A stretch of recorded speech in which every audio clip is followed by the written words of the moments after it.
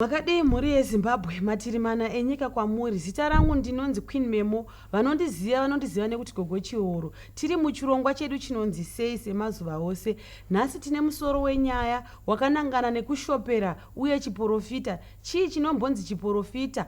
Ndine vadare vangu vaviri vatitsika nhasi kuti vatipakurire uye vatipe unyanzvi hwavanoziva pamusoro pechiprofita uye kushopera. Makadii henyu nhai pastor? Ndinofara Gogo, makadini? Aiwa, ndafara kukuonai. Makadii henyu nhai Gogo Soko? Aiwa, ndiripo. Makadii henyu? Aiwa, ndafara kukuonai. Tichipfuurira mberi, chii chinombonzi kushopera? Chii chinombonzi chiprofita? Totanga nemi mbuya Soko. Chii chinombonzi chiprofita? Chii chinonzi kushopera? Zvine musiyano here? Nyatsotipakurirai tinzwisise. Makadii mhuri yeZimbabwe? Ndanzwa kuti chiprofita, ndikanzwa kuti kushopera. Kana ndiri kureva kudivi kwangu inini saSoko, ndinoda kutaura saSoko, ndakamirira usoko. Kushopera kana ndichitaura chinhu chiri kuratidza kuti kuvhunzira. Wei yakanyatsochena iri pamberi, kana uri kunzi waenda kumashopera, waenda kunovhunzira. Kureva kuti kuvhunzira, asi kuvhunzira kwacho kwakasiyana. Handiri muri kurinzwa? Tiri kuvhunzira chii? Ini ndini ndavingwa inini nemurapwa auya, kana kuti nemunhu auya kuda kubatsirwa. Auya kuda kubatsirwa, kana ndaa kuti ndiri kushopera, ndiri kuitei? Tichibvunzira kunani? Tichibvunzire chii? Nyatsopatsanoi. Kana chinzi kushopera, tiri kubvunzira kunani? Ndo zvandanga ndakuda kunyatsotsanangura. Apa ndofunga ndanga ndichi illustrator nyaya kuti isvike pandanga ndichida, nekuti manzwa ndati pane munhu achauya. Munhu uyu kushopera hakuzi kwekuti ndinenge ndiri mumweya kana ndichinzwisisa, nekuti chiri chapinda mumweya chinhu chandichashandisa. Kwedu isusu kuchivanhu kune hakata. Ndo dzatinoziva kuti kana watoenda kune munhu ari kunzi mbuya Soko, pachashandiswa hakata. Hakata dzosiyana. Vamwe vanoshandisa mabhonzo, vamwe vari kushandisa misoro hanzi musoro wei chinofembera wegora. Saka ichinhu chatiri kutoshopera nacho. Kureva kuti inini handisi kushopera ini mbuya Soko, chiri kushopera ifembera yandaa kushandisa sehakata iyi. Handiti uri kunzwa? Ndo chandaa kuvhunzira kuti pauya munhu wenyu apa. Zvauya munhu wenyu ane madambudziko akaita zvakati. Saka in other words, ndiri kureva kuti chinonzi kushopera kuvhunzira kwandiri kuita, asi ndisiri mumweya inini.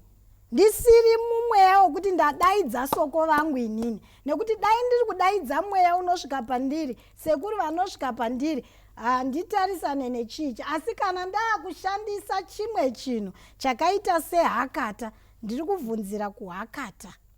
Handiti uri kurinzwa? Saka kureva pakushopera, inini ndichitofananidza nechiprofita. I believe kuti vanoprofita vanototanga vataura ndimi, kureva kuti vatombopinda mumweya. Handiti? Asi kana toshopera, kunonzi kushopera, hapana mweya uri kupinda. Ndanzwa mbuya Soko muchitaura nyaya yekuti kubvunzira hakata. Muri kurevei kana muchiti kubvunzira hakata? Handina kunzwisisa. Maita basa Gogo. Pandiri kutaura ndofunga ndataura kuti zvinhu zviviri zvakasiyana, chiprofita nekushopera.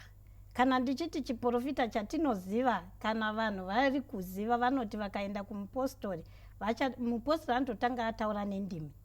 Handiti? Kureva kuti atombopinda mumweya. Asi hakata dzandiri kutaura, kune vanonzwisisa pane mabhonzo anoshandiswa. Handiti? Zvinhu zvinoshandiswa zvinenge zviri pasi. Handiti? Inini handizi pamweya. Ndiri kuda kuedza kupatsanura kunonzi chiprofita nekushopera. Kushopera kutove ndiri panyama. Handiti? Asi ndiine ruzivo rwezvandiri kushandisa zviri pasi apa. Zvinhu zvichibva kupi? Toti simba rezvinhu izvi nderei? Ndinoda kutodzidza. Aiwa, ndiri kutofara nekuti zvinhu zvatinenge tichiti tawira mazviri haungazozvinzwisisa. kana wapindawo mukubatsirwa ungazive zvine. Asi mukada kutarisa ruzivo urwu rwatiri kutaura rwekushopera, vazhinji vari kutoenda muzvikoro. Kunotori nechikoro chinodzidziswa kushopera. Kana nchiti kushopera hatisi kureva mabhonzo chete. Mukada kutarisa vamwe vari kushandisa makadzi. Mukada kutarisa vamwe vari kushandisa pane wandinoziva aishandisa maketero. Mbuya vangu chaivo. Saka vanoziva kuti kana ndiri kuda kumbotaura zvinozivikanwa nemunhu wese sehakata dzekuti ukaisa mukati ukadziisa mumaoko dzozunzika dzomwaira pasi, unotoziva kuti ichi kana chakatarisa apa chiri kureva zvakati. Knowledge kari kushanda newisdom iri kushanda zvakanyanya. Handiti muri kunzwa? Kwete kuti ndiri kushandisa soko vekuti kana auya apa munhu ndopinda mumweya ndotoona dambudziko remunhu, asi uyu ari kuonerwa dambudziko rake nezvinhu zvandakanda apa. Hakata ndichaziva kuti kana bhonzo iri rakatarisa uku riri kureva kuti zvakasunama zvakadai, kana ichi chakatarisa chakashamira kudai zviri kureva zvakadai. Saka iyi it's a communication yandiri kuita nezvinhu zviri pasi kwete nemweya. Aiwa, ndofunga mhuri yeZimbabwe muri kuzvinzwira kumatiri mana enyika kwamuri. Ndinovimba muri kudakadzwa, ndovimba tiri kudzidza. Regai timbonzwa kuti pasta chinodya munoti kudii? Ndinotenda gogo. Manziro angu ndeyekuti kuprofita nekushopera chinhu chimwe chete, asi kuti Shona yakatadza kutora. Remember kushona tine mawords, derived words kumupanda wedu ekuti akanga asimo muchishona, asi chirungu pachakauya takazovavhomora sekuti bhuku tangozoriti bhuku asi tasiya spelling. Now kushopera nekuprofita kuri mumhando mbiri. Kune kutora nekuprofita kuna Mwari mukati, kozouya nekuprofita kusina Mwari mukati, anonzi false prophets. Saka tine true prophets false prophets. Tozouya futi kana tauya kushona kuprofita kana kushopera ndo kunoenderwa kumunhu anonzi svikiro. Saka kuchirungu tomuti prophet, asi kushona tomuti svikiro. Chakunetsa mweya unosvikira kuti awane simba rekuti audze vanhu zviri kudiwa. Pozi kuti vanhu vauye kuzoti vada kushoperwa kana kuprofitwa, pane dambudziko vanenge vasangana naro ravatadza kuona nemeso enyama, rakuda a spiritual diagnosis. Saka vanhu vati ngatichiendai kumunhu atinoziva anosvikirwa munyika yemweya kuti aone zviri munyika yemweya atiudze zvatinetsa. Ndo panozonzi vange manje vakushandisa gora, it becomes a false prophet. Because vakushandisa an animal to predict or to tell what is happening to human beings. Apa ndinonyatsonzwisa mabata nyaya yandafarira pastor. Gora iri kuti rizosvika pakunzira kuona ava ndavanzwa vachiti wisdom. Imimi semafungiro enyu sekuziva kwenyu pachinamato, chii chinenge chaitika kuti gora rizonzi gora rakuona? Right. Genesis chapter 1 verse 26 inoti ngatisikei munhu akatodzana nesu ave nesimba pamusoro pezvinobhururuka kuti aregedze kunoshopera nemagora. Ndozvairehwa. Because uchahaka gora. Chinenge chichitaura mugora, chinenge chichishandiswa, chii ndo chandinonyatsonzwisisa. Kunamata kuna Mwari, kuna Satan, right? Saka zvazvinezvo kuti munyika yemweya hamuna munhu anorambiswa kupinda. Asi unogona kupinda uri roba. Wapinda kwete nepagedhi. Asi wapinda munyika yemweya wotoona zvotoitika. But being a false prophet, because your source and your entrance is not legitimate. Ipo panapa ndiri technician, ndiri magetsi, asi handishandi kuzesa. Saka ndikaona danda remagetsi ekuzesa rakadona, ndogona kuda kuvabatsira kurimutsa, asi unosungwa nemutemo kuti ndiwari donetsa. Because hausi legitimate. You have the right and the knowledge to do it, but you are not legitimate. So ndiri kuti ini ndiri hapana runyatsondipindura. Regai ndibodzoka kuna muchembere shoko. Chii chinenge chichishanda mugora kuti zvonzi gora ratsanangura muzvemweya? Iropa here, mweya here, chii chazvinatsoshanda mugora? Gogo, iyi topic iyi inoda kuti tinatsopiwa nguva sezvandikita, nekuti imbondidzosera yekushure ndimbobata pana pastor pavati chiprofita. Muri kunzvenga mubvunzo wangu. Ndiri kuti chii chinenge chichishanda mugora? Chinoshanda mugora ndofunga tataurirana pane hakatava negora ramuri kutaura. Gora kana tichiriona in physical features yaro ifembera chinofembera chinhu chiya. Saka kana tsamo inini ndinoda kuti ndinakise pangu inini pekuti kushopera, nekuti inini ndiri mbuya soko kai. Zvandiri mbuya soko, kushopera handifananidzwe nekushopera, nekuti ini ndoita matsari. Handiti muri kunzwa?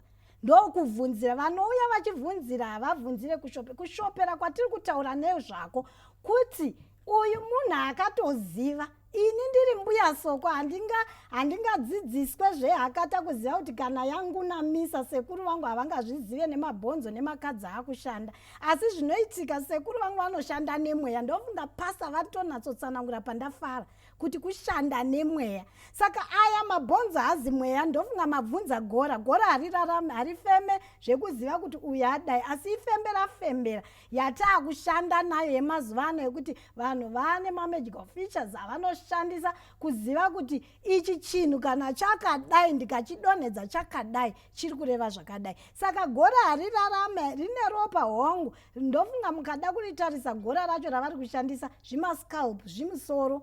Handiti kureva kuti hachitorarama hachifeme ichi, hachitondiziva kuti mbuya soko vauya nedambudziko rakadai, asi kuti iye ari kuziva wisdom yake neknowledge yaakadzidzira. Nekuti mind you ndakuudza kuti kwatoo nezvikoro zviri kudzidziswa zvinhu zvehakata izvozvo, zvisiri kudzidziswa mweya. Haungandidzidzise kutungamirira basa randakagarwa nemadzitateguru angu, mweya. Saka uyu wandiri kutaura wekushopera hauzi mweya, matsare. Inini ndavingwa vanouya kunovhunzira kumatsare, kuvavuki kana totaura kuchinamato. Ndofunga muri kuzvinzwira mhuri yeZimbabwe. Mubvunzo wangu chaiwo awandiri kubvunza hausati wanyatsopindurika. Regai ndidzoke kuna baba vezvemweya. Pastor, ndati chii chinenge chishanda mugora? Pasi kunyatsopindurika zvandiri kuda, ndoda kudzidzawo. Nemhuri yeZimbabwe yatasiya kumbai inoda kuti idzidzewo nhasi. Ndotenda gogo. Zvazvinoita ukaona munhu oshandisa gora, ari kubvuma pachena kuti inini I can't, ndakundikana, ndakuda chinogona kupinda chiro chiri chiita zvokunobira munyika imweya, chovhomora zvirimo kuti ndipe sanangudzo ndiwane kurarama. Saka kusubmita dead bed kuti inini ndinoperegwa. Chinenge chine maziso here kuti chinoona, iropa here maita basa. Zvazvinoita ndinogona kubvunza mubvunzo kuti how wide is America, or where is America? Asi njere dzangu dzinoperegwa ndoenda paGoogle. Saka kugoogle ushandisa gora. Technology dzemweya. You see now, technology zokuti dzakashaya mabhanduro. Taushandisa mabhanduro evanungu, but zingadai dziri technology dzine ma-African bundles, which are African Google. But danger ndeyekuti technology zedu dzava restriction pauti the moment atotanga zvekushopera we are going backward almost every day, every step. Yet driven, given the economy iri kuenda kumberi. Saka ndikuti munhu okuti iye paari apererwa, but akungoda assistance regardless of the consequences. Saka akusubmita kuchimweya chinogona kufembera. Ari kuti handisi sure, because gora harizivi rinofembera. Gora imukai kuti kamira mudenga inogona kutoona kuti mukai yasane between 10 to 20 hours kuti ife. Haizivi the exact hour. Saka munhu okuti haana the exact details to do the situation. Saka vasubmita kumweya unofembera. Obva apa zvine probability yekutozofoira futi. Because wasubmita kufembera, not ku the discrete item inopa the legitimate answer. Muri ipapo ini ndanzwa vamambotaura pastor mucharati pane true prophecy and false prophecy. Tinoziva sei kuti iyi ndio true, iyi ndio false? Ndinotenda gogo. Pakanyanya kujeka. Bible book yamapisarema rongoti wakadzika anodetsa wakadzika, the deeper call it unto the deeper. Kuti iwo chokutanga nechekuti unofuna ngoone mweya unooperate nemaprophets kuti ugone kuzojaja. You can't be a political commentator one kwa kujaja ma scripture. You can't be a political editor one kwa kueditor asoka. So you need number one mweya washo wa Mwari anova Jesu Kristo. Number 2 kana une mweya wa Mwari ziri easy kuona. Number 2 unoda chatinoti prophetic alignment, kunangana nechiprofita. Hope dzechivanhu dzinoti ukarota hove makwaya kunenge kuine mari kumberi. Asi tinoti kwete hazvina kudaro zviga. Tinozitora tosa paside toti pati yaichabvuma, but the other percent takuti no, inogona kunge iri yekuti entire mundo wina mweya vanhu vanamate Mwari mupenyu.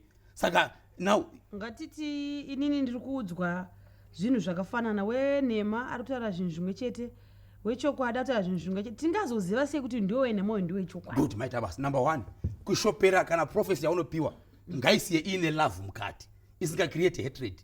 haushoperwe kana kuprofitwa zvekunoti amai vako vakakubereka 9 months vakakutakura vonzi muvengi. That becomes a false prophet. Number 2, haushoperwe kana kuprofitwa zvekunza fear. Paul anonyorwa naTimothy kuti hadina kupiwa the spirit of fear but power, love and a sound mind. Kana achikudza chokwadi pafange paine power rekuti uite zvekutauka, paine sound mind kuzoramba uchigaya, paine love kuramba uchida vanhu. Saka munhu akakupa prophecy kana kushopera kusina nemo kuti usara kune zvisati zvosoka panenge pakaipa. Number 2, ndatova neprophetic alignment. Ndikati ukarota hope dzechibage mumba musina chikafu, unogona kufuma uchudza vanhu kuti chibage chapadhuze, yeti pamwe Mwari vari kuti wakaroyewa nechibage kana kuti dzokera utange utodyara kudai so tikuti number 1 prophetic alignment. Number 2, zvinobuilda hatred here, love here. Any prophecy okushopera or any man of God nometsa ane suit akanaka sei achikupa prophecy inokusiya wava nehatred, wava nebitterness, wava nefear. Ndopa ndongozoti vamwe vaya vanobatsira vanhu kuti ukangosvika wakafugama unondaona gomba, havaoni hambu, havaoni joiner seat, vanongura zvakadzikira. That person is a false prophet. Why do you always see negative? Nembe yasoko tinoziva sei kuti uyu muprofita wenhema, uyu kana kuti ava isvikiro rechokwadi, kana kuti uyu mugarwe wechokwadi, kana kuti ivo vanotaura zvekunyepa vachitaura zvimwe chetezvo, ndoenda kune anonzi wenhema, ndoenda kune akanaka, zviri zvimwe chetezvo, tingazvizive sei? Ndatenda mbuya, asi iri yekuti ndofunga pastor vatokuudzai kuti we have not to judge not, we mustn't judge, handiti. Asi chinozojaja manje chandanga ndichida kubata kuwedzera pana pastor, vaprofita chero atonzi muprofita, mukada kutarisa kana kuti inini ndiri kuda kunanga kwangu handingatize kwangu, inini kana ndauyawo kwangu kuri kunzi kushopera, zvaanotaura zvinenge zviri zvechokwadi kazhinji zvichienderana nezvinenge zvichiitika, handiti. Asi zvaataura izvozvo ngazvive nesolution, ndo chekutanga. Kepiri ngazvive zvakare nekubatanidza. Inini handingati ndakuona gomba ndikazotadza kurivhara gomba racho, kureva kuti zvandataura hazviexiste, ndatotya zvakare zvandataura nezvazvo. Kana inini ndiri kunzi ndauya ndaona dambudziko pamurwere auya, ndiri kuda kufanira kuribatsira dambudziko iroro, I must find a solution, handiti. Saka toti isusu ndasvika kumatare kwenyu, motoziva kuti mai vangu ndovari kundiroya, zvinoita here kuti mutaure nokuti zvinenge zviri zvamuri kuona? Zvakanaka, handiti munhu ari pamweya. Kana uri pamweya hausi kuziva zvauri, mweya uri kushanda. Mweya wacho hauzive here kuti ndiri kupesanisa? Ndiri kuda kuedza kupindura kuti mweya waona kuti mai vane zvavakaitira vana, handiti muri kunzwa, kana kuti mai vane kushinirwa kwavari kuita muvana. Asi iwo mweya nekuti wakauya kuzoumba, wakauya kuzovaka, waziva iwo mumweya une matauriro aunoita panyama iri kunzwa izvi sazokonzeresa dambudziko kune hanzwa, handiti. Unotaura zvine kahungwaru, unotaura zvine kauchenjeri kekuti hakazokonzeresa wabuda. Hane munoona zvakaitika vamwe takazoona voshudwa nekutaura chokwadi chacho, watadza washudha wanokonzeresa uko. Vamwe vanoramba kunzwisisa chokwadi, vanotadza kuchitambira with emotions, chokwadi nyangwe chiri chokwadi. Saka iwe semunjeri, ndosaka zvanzi iva munjeri. Kana uri mweya wakachena unotoziva kuti ndatoita dambudziko pane zvandaona izvi, handinenge ndisingaona, asi mweya wakandigara wakauya kuzovaka, kuzoumba nekuchengetedza. Saka ivo vachauya ivava ndinofanira kuvachengetedza mumafaro eupenyu hwavo, ndichaziva matauriro navo. Nyangwe zviri kuti pane pamwe pekuti unonzvenga nyaya asi uchiiona, ovapa solution. Chiri kudiwa handiti kurapa munhu mumweya nemunyama mumadzudzo avo. Saka ukati go iye aripo kana kuti vari kugara namai vacho, mapadza ende wotongwa nemapadza iwawo. Indoda kunzwisa pehakata paramba pachingodzoka mandiri kuti hakata muti here, muti werudzii, ende unoshanda nemweya here, unoshanda neropa here, une mhino here, une maziso here. Pazodzoka paya gogo patanga tichitaura nenyaya yemusoro wegora, ndanga ndambonzwa pasta vazoitaura asi pane pandanga ndazombojekerwa napo pemusoro wegora pama muchiti unenge uchifema unenge uchiona hakata dzatiri kutaura nezvazvo hatisi kutaura kuti vanhu vanoshopera ava vanongoshandisa hakata chete. Pane mabhonzo nezvinhingi zvefishi, zvimascalp zvefishi, maseashells futi vari kuashandisa ihakata voshandisa. Ndambokuudzai kuti iyo yemusoro wegora zvakare unenge usingafeme hawo, asi zvausingafeme pahakata inini semunhu ane njere nezvinhu zvake pane zvavanoshandisa. Ndopamuenzaniso wevanhu vanosvika vandiri kutaura kuti vanenge vaenderwa kumashopero. Uri kuda kubvunzira mbavha, handiti ini ndine hakata dzangu. Pane zvinototanga zvaitwa, vamwe vanoshandisa mudzepete. Mwe muti unonzi mudzepete wokutanga vabhuraibhava akanwa njere dzake dzatoenda hana chaachaziva.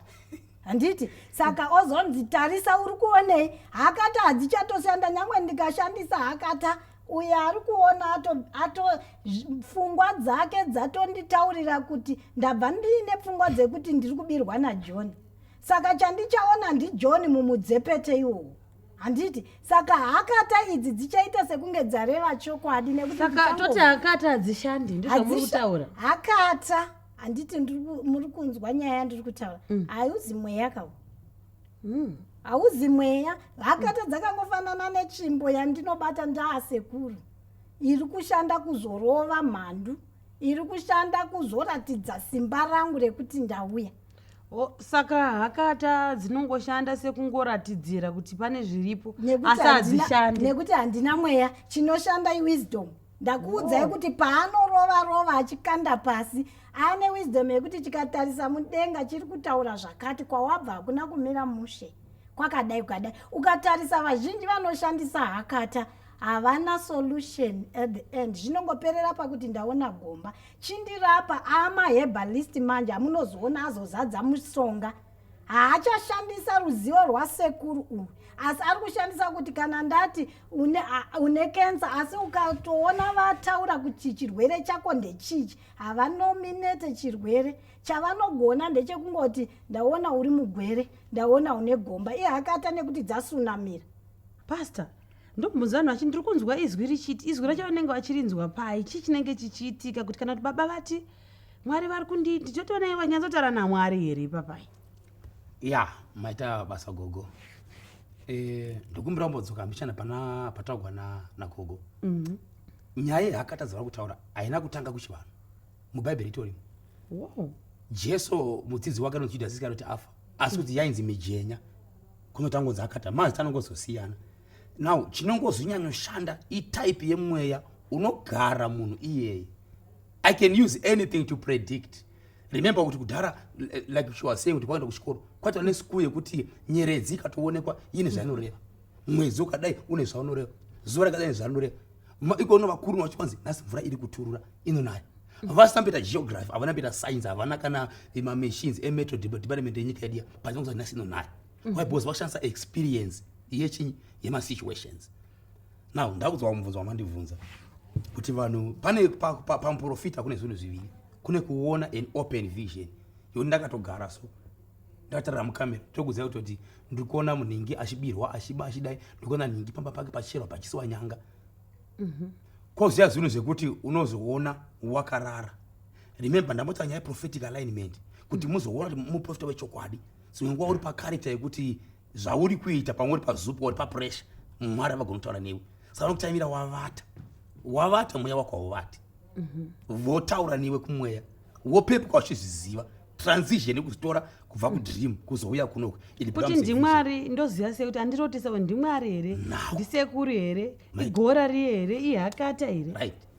Pane chinonzi father kana mother, chinonzi progenitor kuGreek kana kuHebrew, zvichireva source. Source yemweya unodominata mulife yako ndio source yemweya unokurotesa. Magnet chero makada kuinamatira zvakadini mine prayer haigoni kudhoza girasi inodzoza simbi. Kuti une zviri mauri, une hakata dziri mauri, dziri kudhonza type yema dreams iwayo. Une hakata dziri mauri, dzinodhonza mavisions iwayo. Idzodzo. Now mumweya wako type ye life yaunorarama, une zvinosponsor life yako. Paunorarama neukopokopo.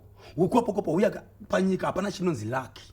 makapinda mubhaibheri akuda chunzi luck zvinenge zvakacalculatwa saka kamuraramiro kamwari kanosponsa life yako wakaendeswa kusvika nemari yemadivisi saka unoramba uchisponzwa nedivisi nekuona mavision edivisi because ndo zvakakusponza ndo zvakakuchengeta ndosaka mwana wese achichema achiti mhai akasponzwa mukaka for 2 years namai anochema achiti mhai chiro baba vaitenga chingwa ndofunga muri kuzvinzwira mhuri yezimbabwe ndinokutendai nekupinda muchirongwa chedu chanhasi uku kupendera kachirongwa ngatibatenei zvekare muchirongwa chinotevera. Zita rangu ndinonzi Gogo Chiuru. Vachange vachida kundibata munondibata panhamba dziri kubuda pazasi apo. Zvekare vanoda kuuya zvekare muchirongwa mucharamba muchindibata muchirongwa ndinokutendai.